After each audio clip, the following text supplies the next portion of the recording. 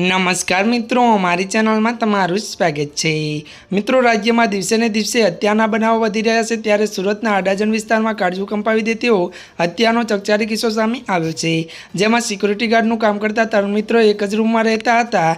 જો કે મિત્રો, તમામ સુરક્ષા કામની સાથે ગાડીઓની સફાઈ કરીને કમાણી કરી રહ્યા હતા। જો કે એક સિક્યુરિટી ગાર્ડ વધારે ગાડીઓને સાફ કરીને વધુ કમાતો હતો, જેથી ઈચ્છા રાખીને બળતરા અન્ય બે શ્રમિકોએ બેટ અને લાકડાના ફટકાર ચીકી દીધા અને ઊંઘમાં જ મિત્રને મોતને ઘાટ ઉતારી દીધો હતો।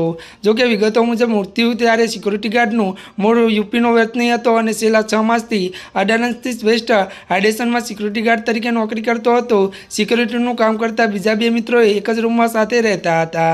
જો કે વેસ્ટર્ન હાઇડેશનના ત્યારે સિક્યુરિટી ગાર્ડની સાથે આરોપીઓ અને મૃતક ગાડીઓની સાફ સફાઈનું કાજ પણ કરતા હતા અને મૃત્યુ વધુ ગાડીઓથી સાફ કરતો હતો હોવાથી તેને વધુ કમાણી કરતો હતો, જેથી અન્ય સિક્યુરિટી ગાર્ડ પસંદ નહોતું। ત્યારે જેની હિસાબમાં બળતરા અન્ય બે શ્રમિકોએ બેટ અને લાકડાના ફટકારથી ઘા ચીકી દીધા હતા અને ઊંઘમાં જ મિત્રને મોતને ઘાટ ઉતાર્યો હતો અને પોલીસે સમગ્ર કેસમાં વધુ તપાસ હાથ ધરી ફરાર થયેલા આરોપીઓને પકડવાના ચક્ર ગતિમાન કર્યા છે।